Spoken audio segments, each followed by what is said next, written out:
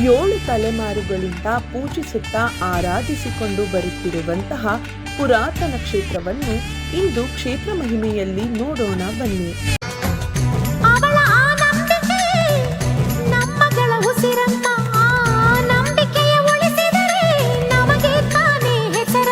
ಹೂಪ್ರಸಾದದ ಮುಖಾಂತರ ಕೋಟ್ಯಾಂತರ ಭಕ್ತರಿಗೆ ಕಷ್ಟಗಳನ್ನು ಮಂಜಿನ ಹಾಗೆ ಕರಗಿಸುತ್ತಿರುವಂತಹ ಪುಣ್ಯ ಸ್ಥಳ ಇದಾಗಿದೆ.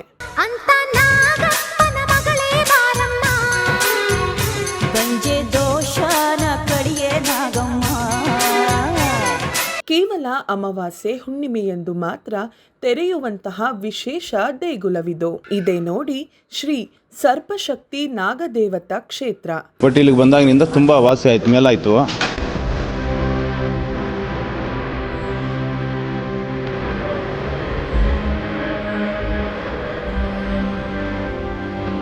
ಇಪ್ಪತ್ತೊಂದು ಪ್ರದಕ್ಷಿಣೆಗಳು ಹಾಕಿ ತಂಗಿನಕಾಯಿಯ ದೀಪಾರಾಧನೆ ಮಾಡುವುದರಿಂದ ನಿಮ್ಮ ಜೀವನದಲ್ಲಿರುವಂತಹ ಕತ್ತಲು ಮರೆಯಾಗಿ ಬೆಳಕು ಮೂಡುತ್ತದೆ ಎಂಬುವುದು ಇಲ್ಲಿ ಬರುವಂತಹ ಭಕ್ತಾದಿಗಳ ನಂಬಿಕೆಯಾಗಿದೆ.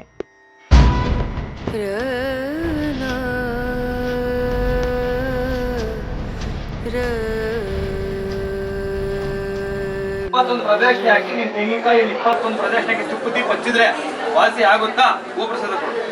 ಗೋಪ್ರಸಾದ ಆಗೈತೆ, ಸರಿನಾ? 21 ಪ್ರದಕ್ಷಿಣೆ ಆಗಲಿ, ತೆಂಗಿನಕಾಯಿಯಲ್ಲಿ ತುಪ್ಪ ದೀಪ ಹಚ್ಚಿ. ಇನ್ನೇನು ಮಾಡಬೇಡಿ. ನಿಂಬೆಹಣ್ಣು ತಡೆ ಹೊಡೆಯೋದು, ತೆಂಗಿನಕಾಯಿ ತಡೆ ಹೊಡೆಯೋದು, ತೀರ್ಥ ಸ್ನಾನ ಮಾಡಿಸೋದು, ಆ ಥರ ಏನೂ ಇಲ್ಲ.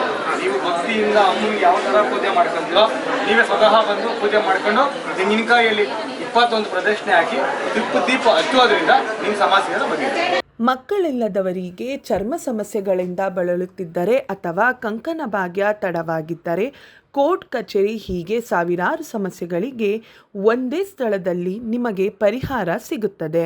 ಚರ್ಮಕಾಲ ಆಯ್ತು ನನಗೆ. ಕಾರಣ ಚರ್ಮಕಾಲ ಹೋಗಿ ನನಗೆ ನಂಬಿಕೆ ಇರಲಿಲ್ಲ.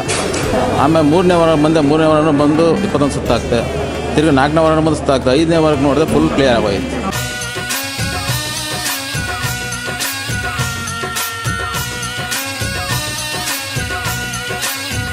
ಆಂಧ್ರಾಗೆ ಹೋದೆ, ತಮಿಳ್ನಾಡಿಗೆ ಹೋದೆ, ಕರ್ನಾಟಕ ಫುಲ್ಲು ಎಲ್ಲ ಕಡೆನೂ ತೋರಿಸಿದೆ.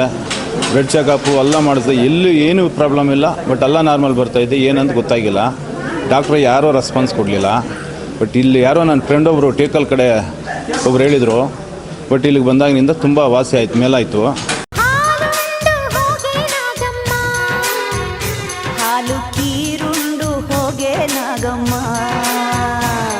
ಬೆಂಗಳೂರು ಜಿಲ್ಲೆ ದೇವನಹಳ್ಳಿ ತಾಲೂಕಿನ ಮುದ್ದನಾಯಕನಹಳ್ಳಿ ಗ್ರಾಮದಲ್ಲಿ ಇರುವಂತಹ ಶ್ರೀ ಕ್ಷೇತ್ರ ಇದಾಗಿದೆ.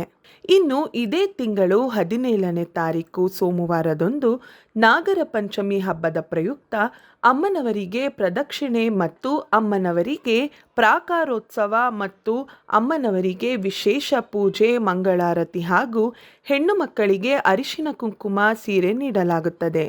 ಜೊತೆಯಲ್ಲಿ ಅನ್ನ ಸಂತರ್ಪಣೆಯನ್ನು ಕೂಡ ಹಮ್ಮಿಕೊಂಡಿದ್ದಾರೆ.